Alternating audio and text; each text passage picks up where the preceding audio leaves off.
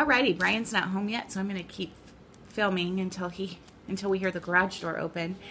The next piece that I ordered from Julie, or got from Julie after she went to market, was a piece that she showed on her video, and it's by a company called Sampling of Memories. I've never heard of them, or a designer. Original design by LaDonna Snellbaker, and this is called Christmas Bake, and this says, I want to bake stuff, watch Christmas movies, and stitch all day. And it looks like this. I did not kit this up either. I'm not in the mood to work on Christmas right now, but I thought that was adorable, and that is kind of the story of our lives around here at Christmas time. That is my perfect Christmas between Thanksgiving and probably like New Year's Eve. I want to bake, I want to watch Christmas movies, and I want to stitch. And I think that is just super cute. I did go ahead and get the threads just so I could have the actual threads, but I'll just use a piece of stash to put that on. Then I don't do a lot of 4th of July stuff, and I love 4th of July, and I actually have several decorations for 4th of July, but I just don't stitch a lot of 4th of July, and I think it's because it kind of comes and goes, and once the 4th is over, I'm ready to move on to like sunflowers and kind of that sort of decorating. But this was another piece that Julie showed after market, and it's by Rovaris, or Rovaris, I'm not sure how you say it, who I'd never heard of. And this piece is called, I think this is just called 1776, it is. I also only got the floss for this. I'll find the fabric in my stash, and I don't know what, I do know, the watering can and the birds and the script of the numbers are what attracted me to this piece. And so this is Rovaris 1776. Only got the floss. I'll find a piece of stash to make this work, and I do like how that's finished. I think that's really cute. So another piece, or two charts that I got that I did not kit up, are from Lottie Da Designs, which I've been lately buying a lot of Lottie Da. I really like their charts. The first one, I believe, is this one. It's called Sweet Pea, and so I had Julie pull this, and she said, do you realize this is part of a series? And I said no, and she said yes, last year it was Sampler Hair, which I actually like even better than Sweet Pea, and so I had to get both of those, of course. So this is from this year, this is from last year, and did not kit those up, did not do the flosses for those, and those bunnies are going to be interesting to try to stitch up, but I will give it a go.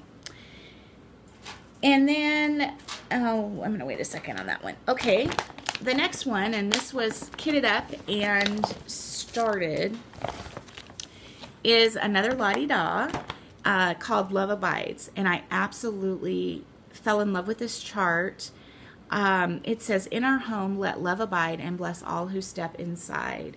And it has these little houses on the bottom, and I actually have a small collection of little, not sure what they're made out of. I suppose they're some sort of stoneware, or some sort of ceramic, but I have a collection of houses that look just like these houses, and I have a red one and a blue one and a tan one, and so I love this. I think this is absolutely beautiful. I started this in the middle on the tree, in the middle, which is the tree, the beginning of the tree trunk, and this tree trunk very nearly did me in. This is several hours of stitching, and all I got was the trunk and one little leaf, a couple little leaves. And my husband's texting. I don't know what he's texting. I'm going to try to ignore it for right now. I am stitching this on because I saved it, right? Didn't I save it? Maybe I didn't. Well, Julie does a great job of including all of the information on the fabric, but I don't apparently do a great job of keeping my hands on that. So I don't know what I'm stitching this on. It's a piece of linen something.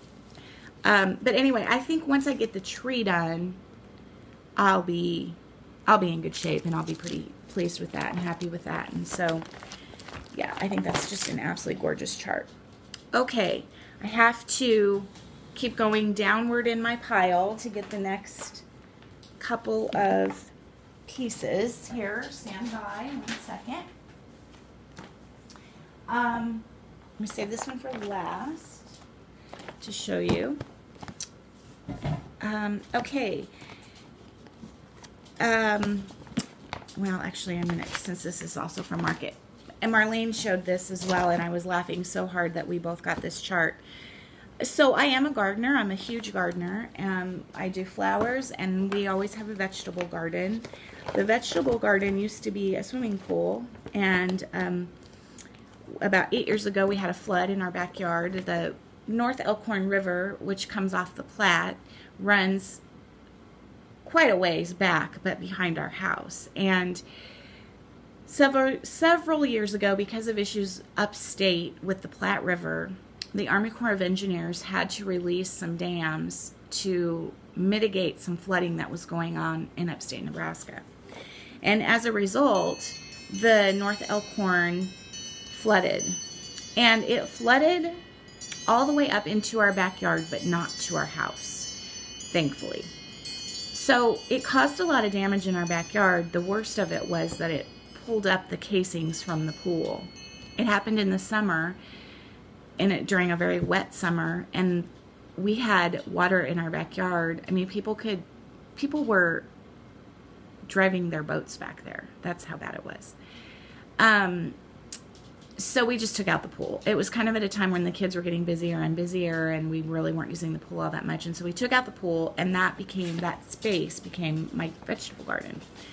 So when I saw this, when Julie showed this, I absolutely couldn't resist it. I absolutely fell in love with it. This is called Garden Vegetables. It's by Kathy Barrick. Now, I realized when I started stitching this that I love Kathy Barrick, and I think I don't have any charts by her. I think that I, for whatever reason, just have never purchased one of her charts. Maybe I'm wrong about that, but I've seen a lot of charts by her that I absolutely love. So anyway, I think this is my first Kathy Barrick. This is called Garden Vegetables. I'm sure you've all seen it. It's absolutely fantastic. It's so cool and so clever. It gives you or you stitch the the type of vegetables all the way from asparagus to turnips, how deep you want the vegetable, or how deep the vegetables, the seeds need to be sown, what the germination period is, how many days or the time in weeks it takes to reach maturity, and then the months to sow them. And by looking at this chart, I'm quite a bit behind, but we're still having snow here and it's below freezing, so it's a little bit too early to plant. Anyways, this is it. I love it. Now, Julie, this calls for the MPI silks or the DMC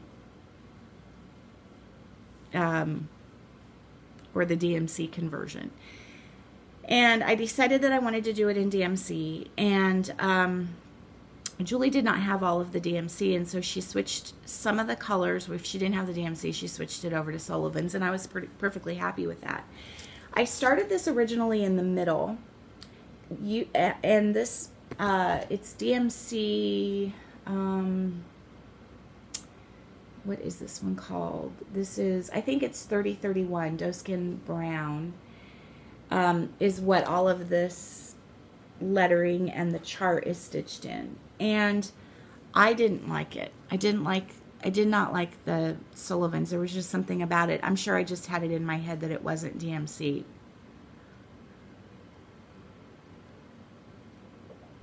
So, and then I made a mistake. No surprise. So I had stitched a whole entire row here all the way across, and the lines. And I took it all out, and I restarted it in the upper left-hand corner, and I went and got that DMC, the 3031, and I was so much happier with it.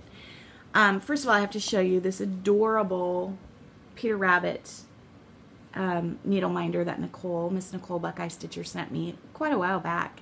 And I thought, how perfect. I have to do Peter Rabbit for my garden vegetables.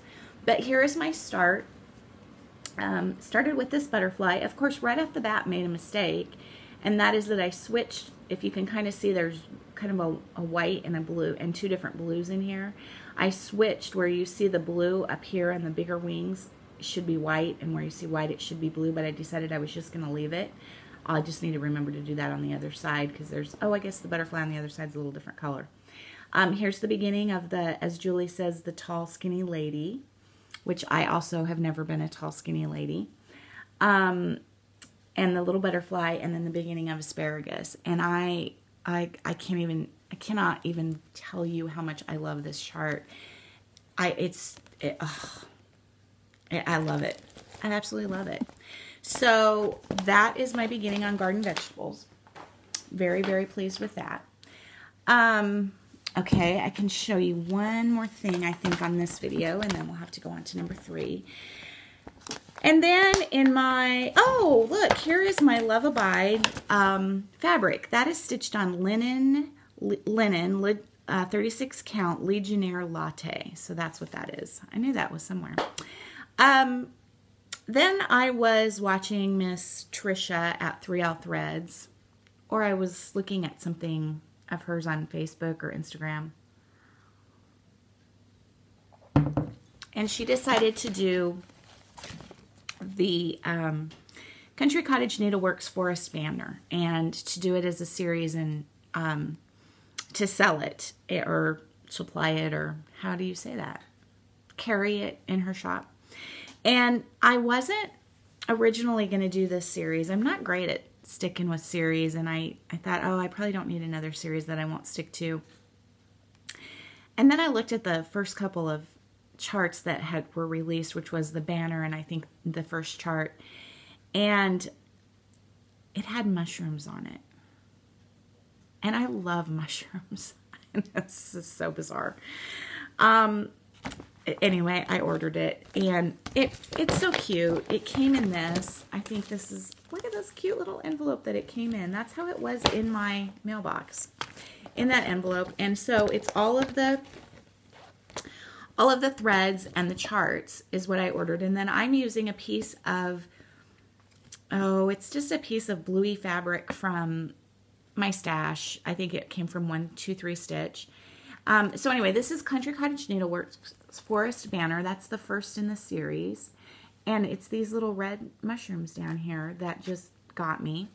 And so last Saturday, I started it. I started it in the middle, only so that I could work down to get to those mushrooms. And I did, and was able to get 3 little mushrooms stitched. And I love those little mushrooms. I think they're the cutest things ever. Now, the interesting thing with those mushrooms is that they look red to me in the picture, and I was expecting kind of a 321 or, you know, kind of a typical DMC red. But the interesting thing is those are stitched in 891, which by itself, I think it looks kind of corally red. It does look corally red. But somehow when you combine it with the really tealy blue from Classic Colorworks, it really does come out looking kind of red. It's very interesting. I find that fascinating how colors work like that. So anyway, that's just a really cute little stitch. Also another thing that I really, really want to get back to. Okay, so that is that, and I realize I have said about 1,002 times. I'm going to end it here, and then we'll go to video number 3.